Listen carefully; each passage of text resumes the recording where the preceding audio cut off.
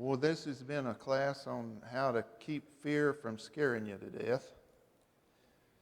And fear is a big subject, and it's a good subject to study because I think we're admonished in the scriptures to, to not let certain things scare us.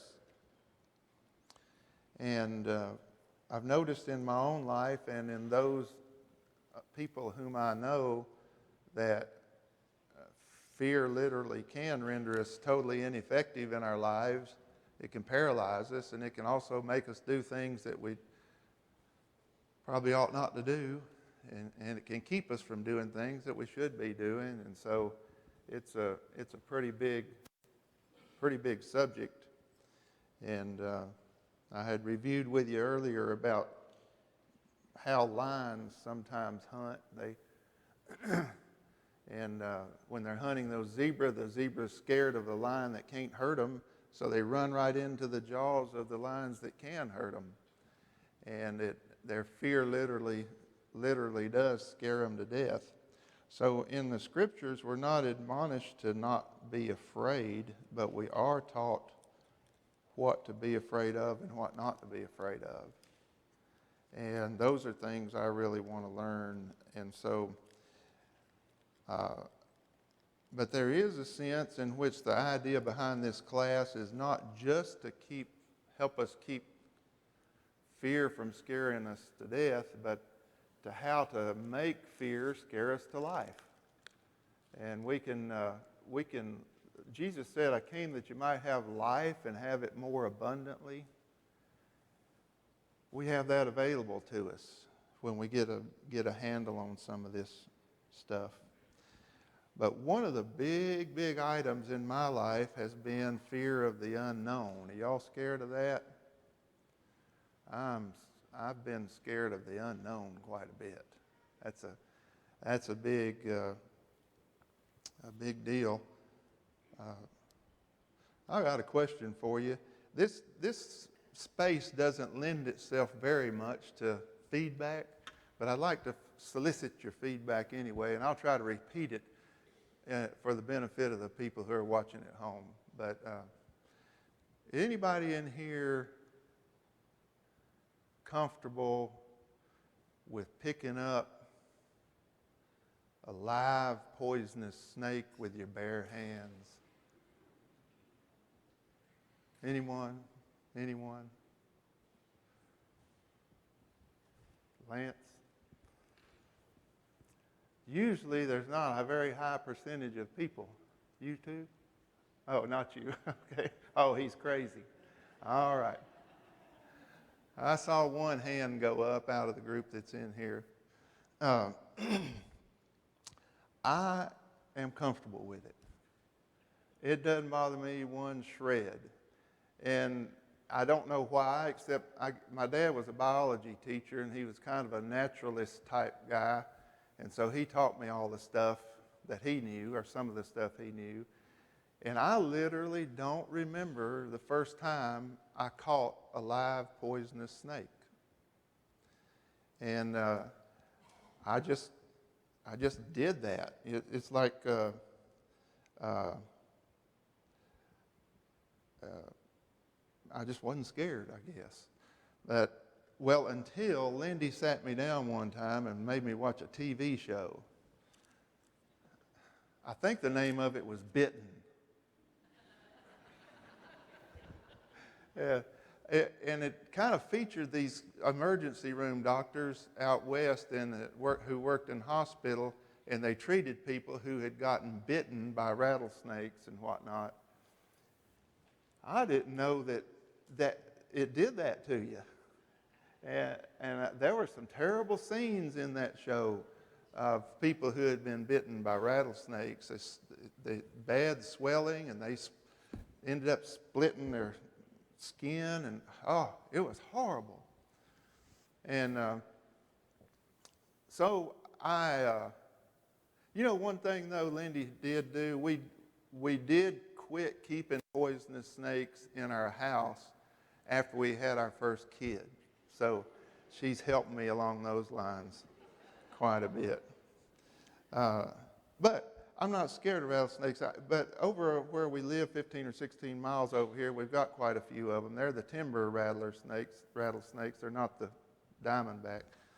But I guess we've found like 30 something, or I lost count at 36. But anyway, I caught one day, and it was a pretty nice snake. And I thought, man, I've got to mess with this guy a little bit. And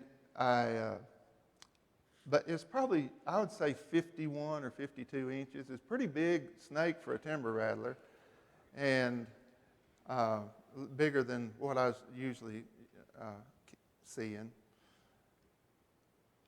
But I thought it would be really neat to play with that snake a little bit. But I got to thinking, I'd seen that show. I thought, this thing's likely to bite me. And so I had him in a trash can. And so I got a stick. I said, I'll just make him bite this stick 3 or 4 times. So if he bites me, he won't have any venom left. And so I did. I got him, he bit the stick 2 or 3 times, and then I dumped him out on the ground. And my son-in-law was there, and I said, I said, JP, take this, take a video here. So I was going to do me a documentary on rattlesnakes on the beautiful Tranquility Ranch. And so I did, and he was filming it, and I was saying, well, here on the beautiful Tranquility Ranch, we have a variety of marvelous reptiles, and one of them is the timber rattlesnake. And so I got him out on the ground, and I had in my hand, I forgot to bring it, a step-in plastic electric fence post. They're white, and they're about this long. They have a little metal stub on the end of them, and they're flexible. And the idea is and they have a little protrusion out from it that you can put your foot on and push it down into the ground and then hang your wire on it, and it serves as an insulator. So I had one of those in my hand. Well, a step-in electric fence post is maybe the worst snake stick you could choose. But that's what I had. And so I had this stick, and I was messing with, and I was trying to stay away from that snake because I didn't want him to bite me. And I tried to pick him up with that stick. But I couldn't pick him up because my stick was too limber and the snake was too heavy. And so I just did what was natural. I just slid my hand down the stick to stiffen it up a little bit. I had no idea that a snake could strike that far. That snake struck at me, and let's see, I had it in my left hand like that, and I was kind of holding it like you shake hands with somebody. And that snake struck at me, and the side of its mouth brushed the side of my finger right there. He missed me by nothing. That's the closest I've ever been to getting bit by a snake, a poisonous snake. And it's the scaredest I've ever been before I started messing with him. What I feared nearly befell me. Well, I'm still not scared of snakes, and it doesn't bother me to pick them up. But I got another question for you. Who in here is perfectly comfortable with walking up to a total stranger and talking to them for 10 minutes? Lance, you're a Renaissance man. You can do it all. Oh, quite a few people can do that. Not me. I think there's something wrong with you. How can you do that? I've learned how to fake it a little bit where I can act like I'm comfortable a little bit better than I used to, but it scares me to do that. And I don't know why exactly, except maybe I spent more time with snakes than I did people growing up. I don't know. But it's worrisome to me. But it seems as if, though, that things that are familiar to us, we're not as scared of them. as things that aren't familiar. And that's part of why the fear of the unknown is a big deal, because we're not familiar with the unknown. But to me, a snake is like a car or a gun. You know, you can kill yourself with a car or a gun if you want to, or if you're not careful, or if you don't know the mechanics of it, but you don't have to do that. Just learn it, you know, and that way you can be safe. And that's the way I feel about a snake, but I've never learned how to understand the mechanics of people enough to know how to talk to them comfortably in a one-on-one setting. But familiar things, though, we're more comfortable with, and the unknown is what gets us. So I think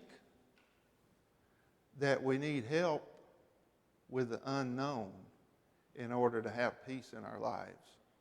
The peace that surpasses understanding the Bible talks about. I think we have to have help with the unknown, because tomorrow is the unknown. We don't know anything about tomorrow.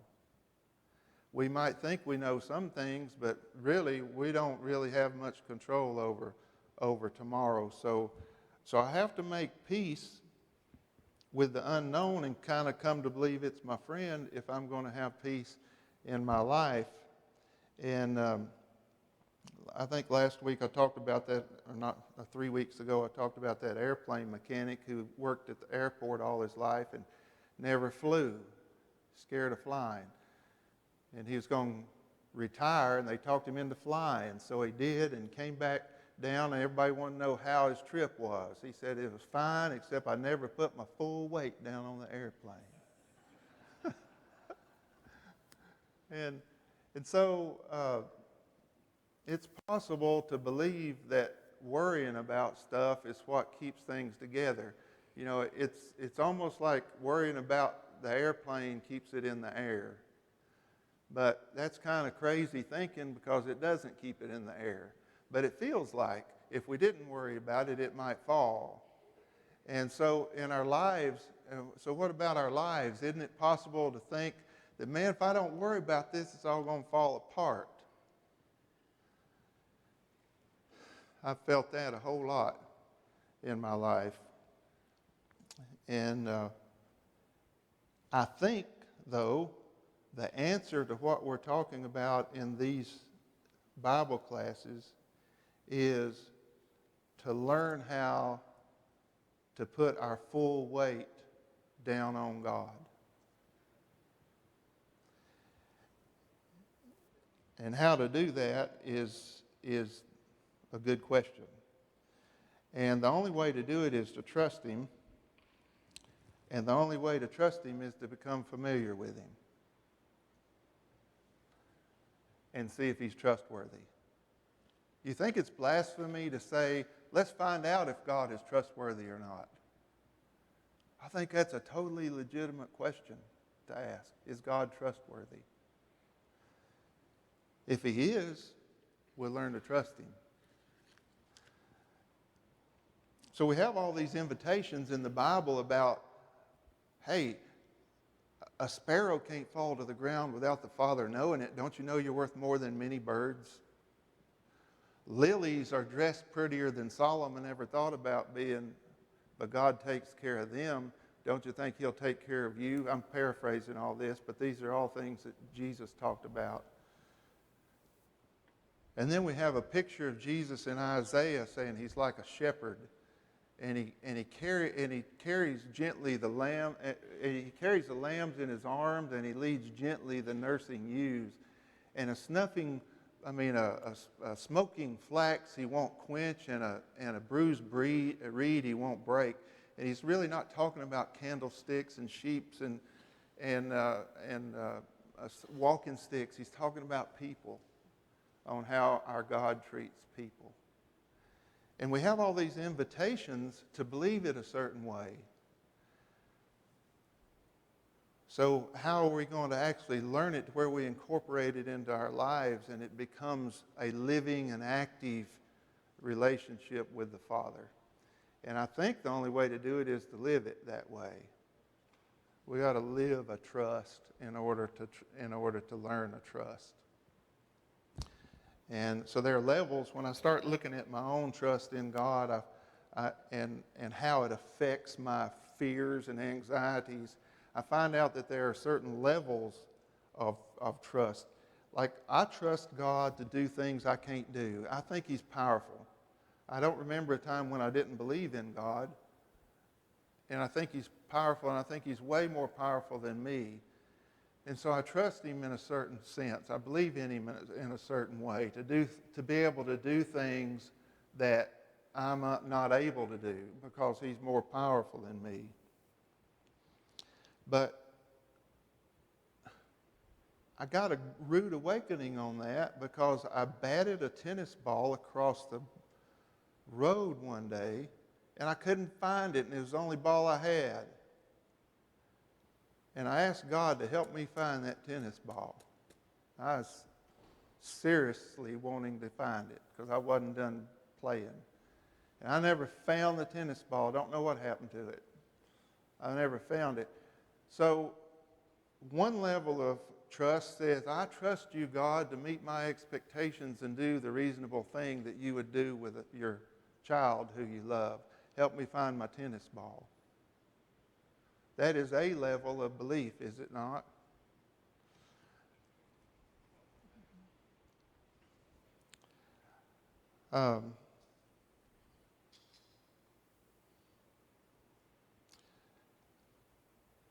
But is it putting my full weight down on Him?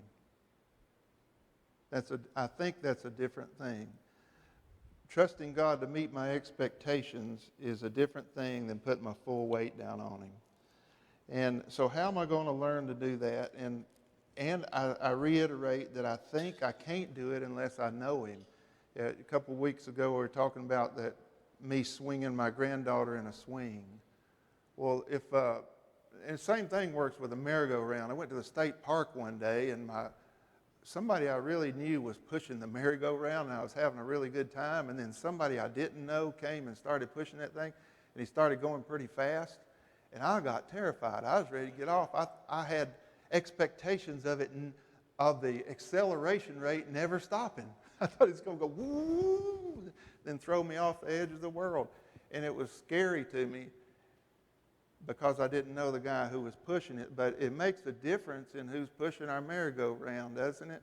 And if we know them, we're a lot more comfortable doing dangerous things than if I don't know them.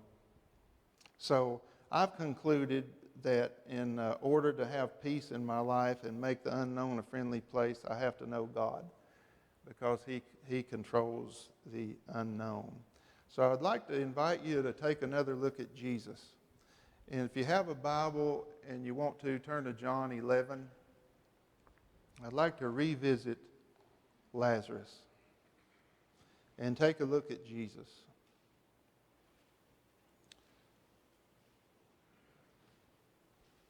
There had been some people who took up some stones to kill Jesus. And that's recorded in chapter 10 of John. And he left that place, and he went away beyond the Jordan, and he was staying there.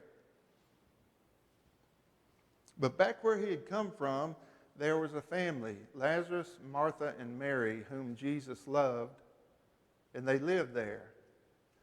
And chapter 11, verse 1 said, a certain man was sick, Lazarus of Bethany, in the village of Mary and her sister Martha. And it was the Mary who anointed the Lord with ointment and wiped his feet with her hair, whose brother Lazarus was sick. And so the sisters sent word to him, saying, Lord, behold, he whom you love is sick. But when Jesus heard this, he said, this sickness is not to end in death, but for the glory of God, so that the Son of God may be glorified by it. Now, Jesus loved Martha and her sister and Lazarus. Man, that's a beautiful sentence. Jesus loved Martha and Mary and Lazarus. So the next sentence then doesn't make sense based on that sentence. So when he heard that Lazarus was sick, he stayed 2 days longer. To me, that doesn't make sense. He's not being reasonable. After this, he said to the disciples, let's go to Judea again. Well, what had just been happening in Judea? What had just happened there? Remember back in chapter 10?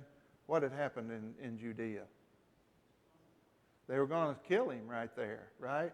And now he's saying, let's go back, which really bothered the disciples that he was with. And verse 8 says that. The disciples said to him, Rabbi, the Jews were just now seeking to stone you, and are you going there again?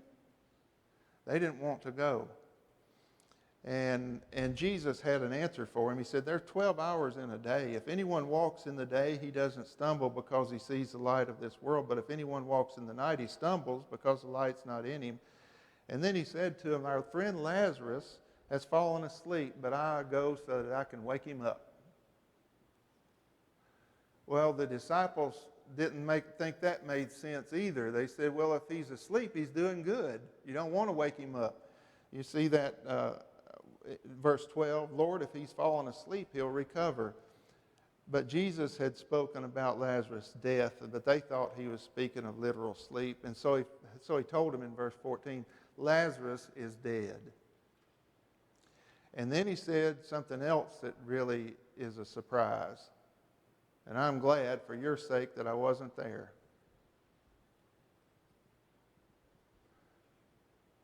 So that you'll believe. But let's go to him.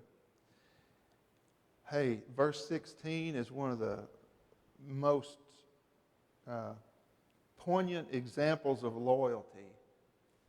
Thomas, who is called Didymus, said to his fellow disciples, let's go also so that we may die with him.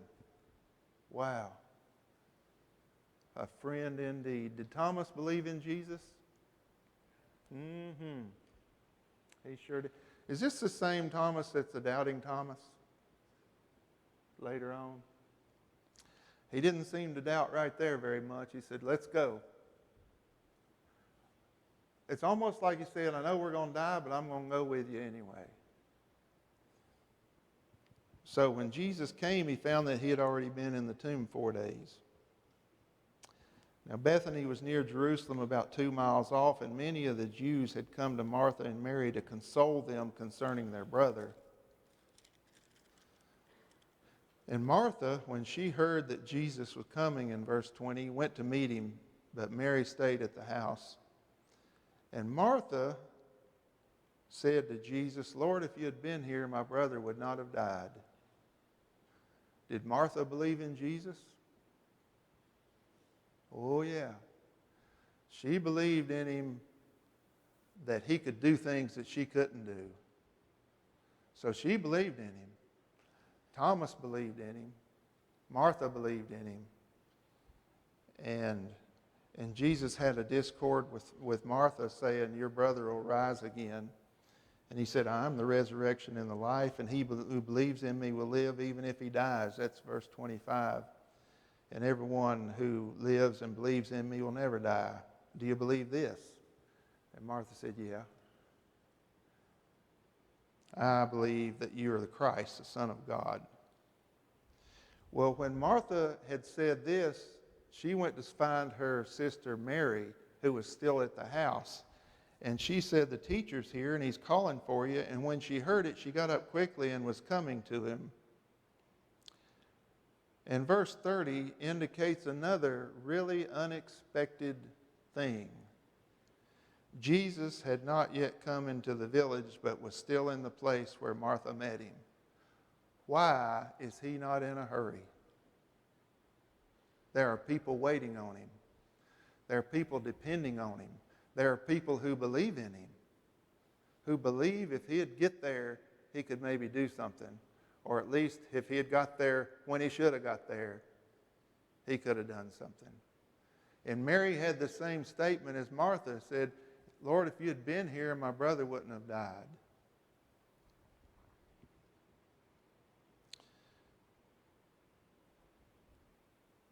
That's in verse 32. And when Jesus saw her weeping and the Jews who came with her weeping, he was deeply moved in spirit and was troubled. And he said, where have you laid him? They said, Lord, come and see. And when I was little, I was so happy that John 11:35 was in the Bible. because when it came time to memorize Scripture, I got that one whenever I could. Jesus wept.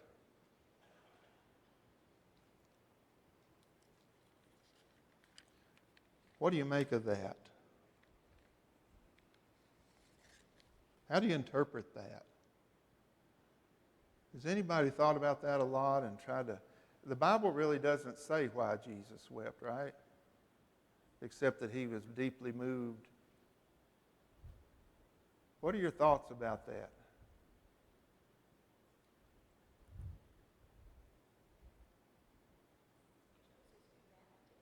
Shows his humanity, Barbara?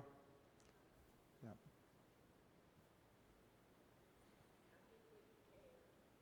How deeply Jesus cared about his people? Yeah. Any other thoughts about why Jesus was crying?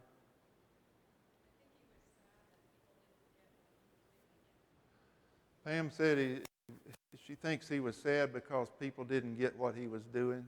Is that what you said, Pam? Yeah. Thank you. Yes, ma'am.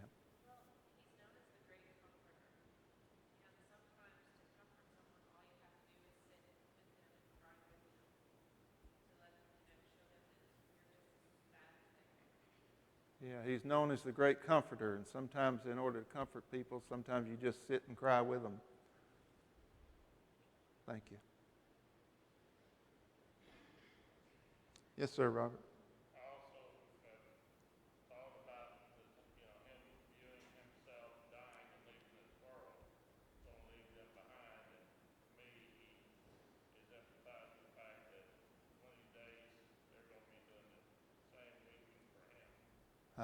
Okay. He's anticipating leaving the world, and he's maybe emphasizing that one of these days they'll be doing the same, crying for him. Thank you. Yes, ma'am.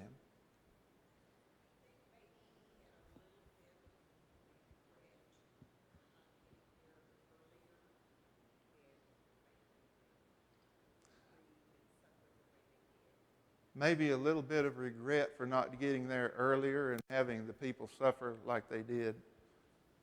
Thank you. Yes, sir, Jim.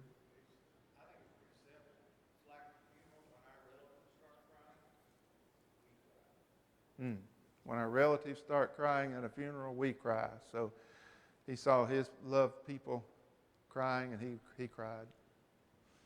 Thank you, sir. Yes, ma'am.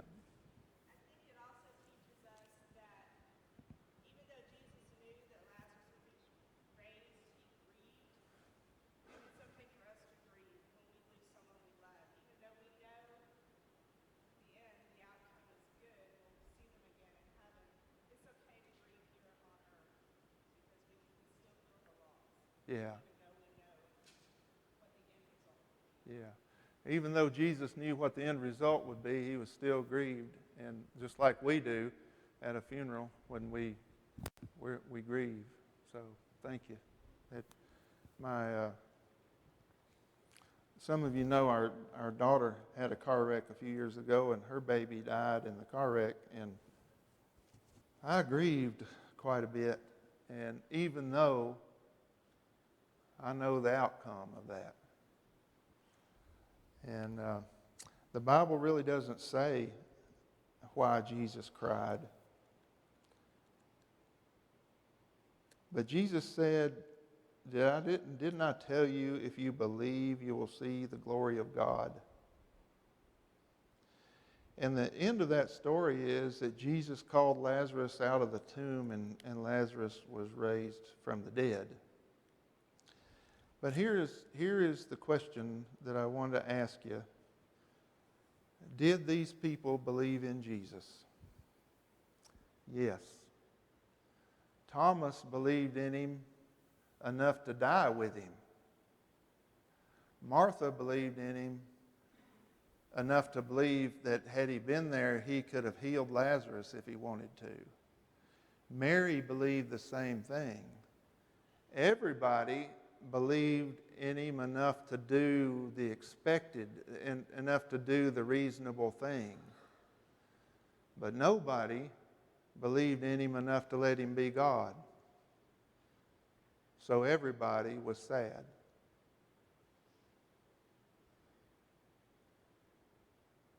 Believing in him to meet expectations and to do the reasonable thing is a different thing from putting our full weight down on our God. Our troubles are many, are they not? Yes, ma'am.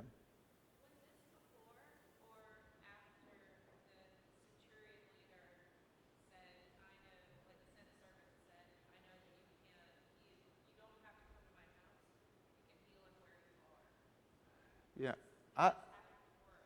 I don't know if it was that before or after healing the centurion's son. What do you think, Ken? Was it after? Yeah. Yeah. It had been demonstrated that he could heal from a distance. Yeah. Yeah.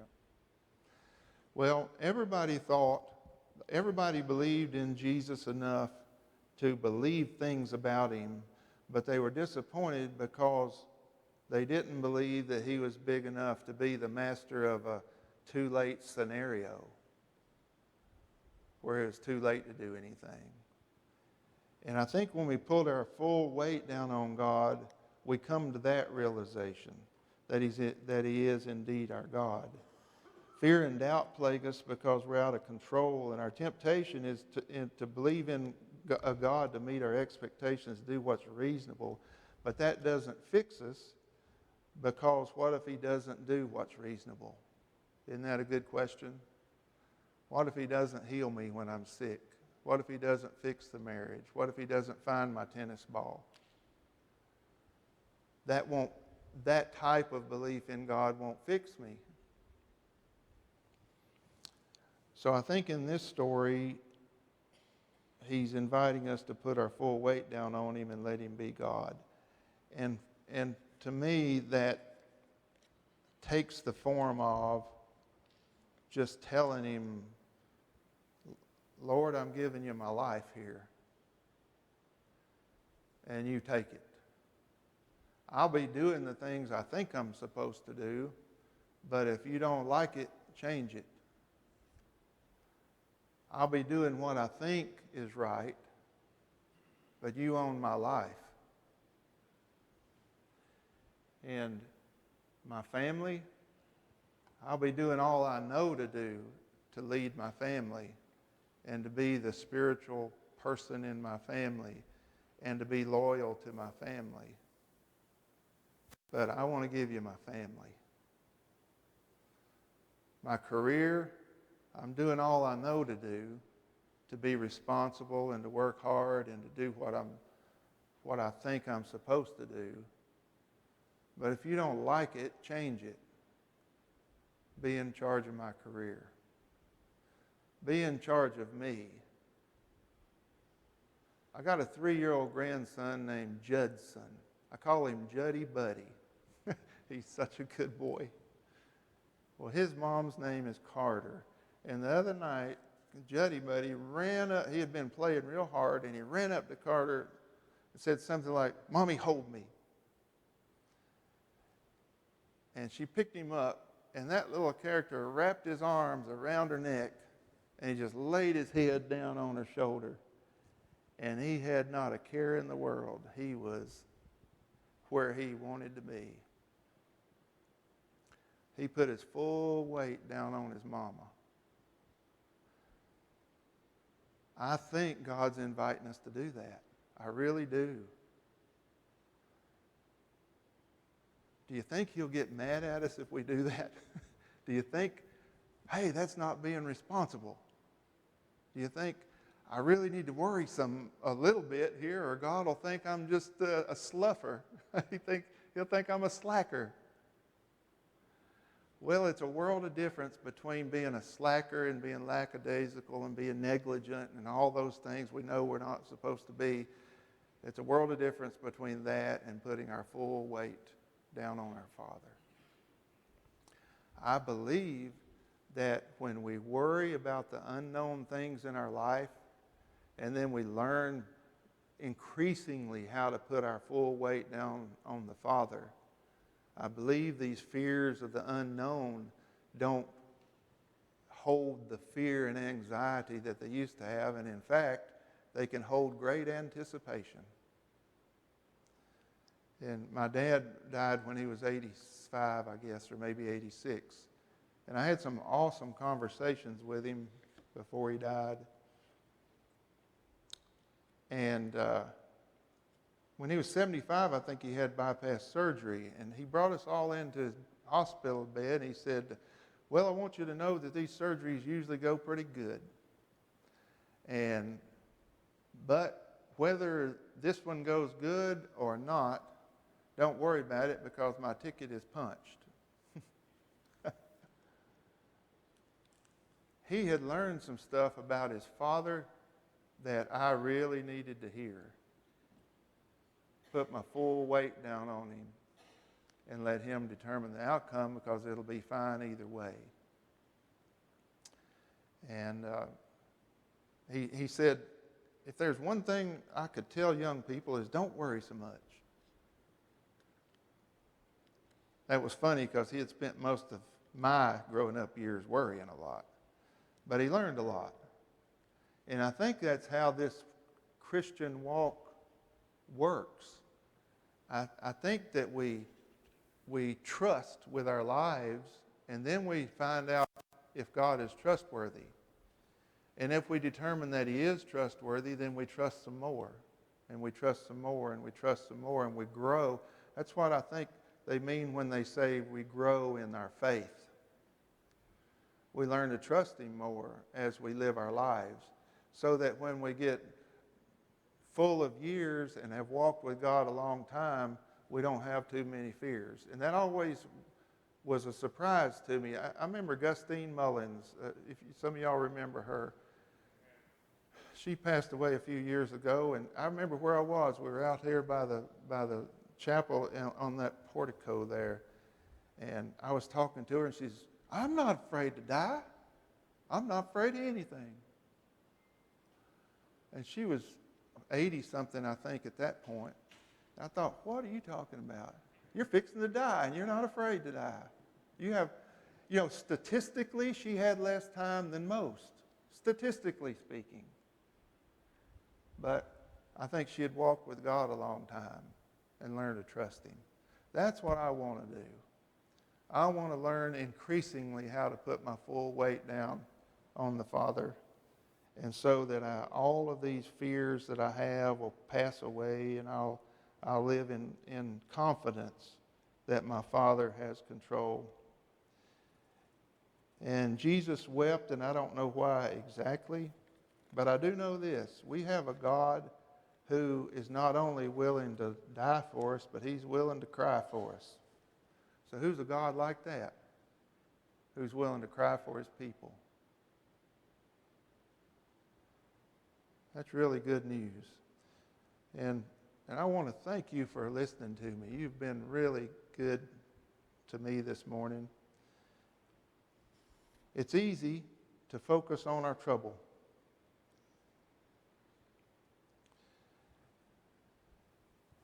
And in fact, we can focus on our troubles so much that we lose sight of everything else. Yes, Tyrone?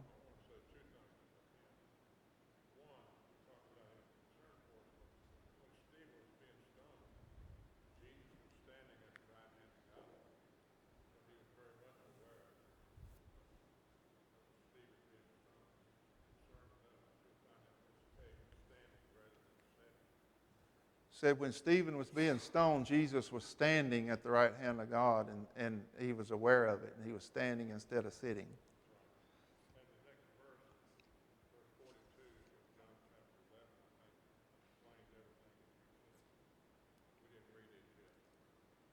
What's it say? John 42? John 11:42? John 11:42 says, I knew that you always hear me. It was Jesus talking to his Father. But because of the people standing around, I said it, so that they may believe that you sent me. Thank you. Jim McWigan had a big influence on my life, and he talked about Moses. The people of Israel were being bit by snakes, and they were dying, and Moses went to God about it, and God said, build a bronze snake and put it up on a pole, and if anybody gets bit, they'll look at that snake and they'll be healed. So let's say I'm picking up my day's firewood, and one of my sticks I pick up is a snake, and he bites me. And I think, that hurt.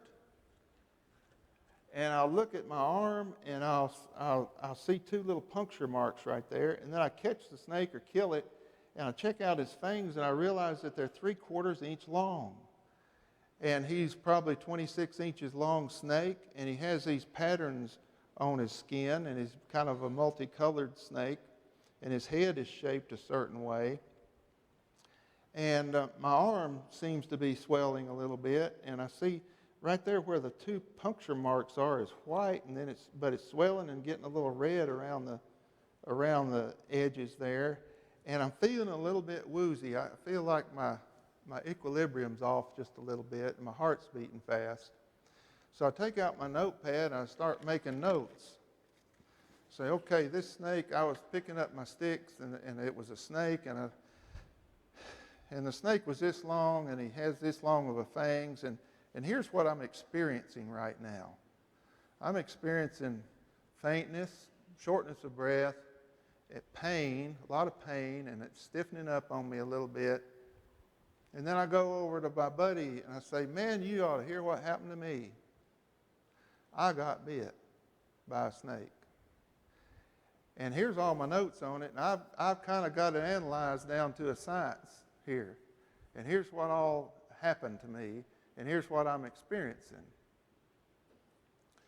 Well, the whole time I'm making my notes, and I'm doing all these self-observations, and I'm telling my friends about it, what's happening to me?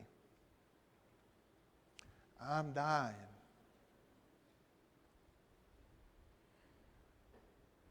So in one sense, all the observations in the world won't save me. All the worry about it is not going to fix anything. I just need to look at that bronze snake, and I'll get better. I think he's inviting us to do that, guys. We cannot analyze ourselves out of insecurities. We can't give speeches enough to fix us. I think we've got to turn to Jesus. And I think we've got to put our full weight down on him. There's a beautiful song that says, turn your eyes upon Jesus. Look full in his wonderful face, and the cares of this world will grow strangely dim in the light of his glory and grace. So my hope for you is that you experience the glory and grace of our Father, and that these fears of the unknown will grow strangely dim when we focus on putting our full weight down on our Father.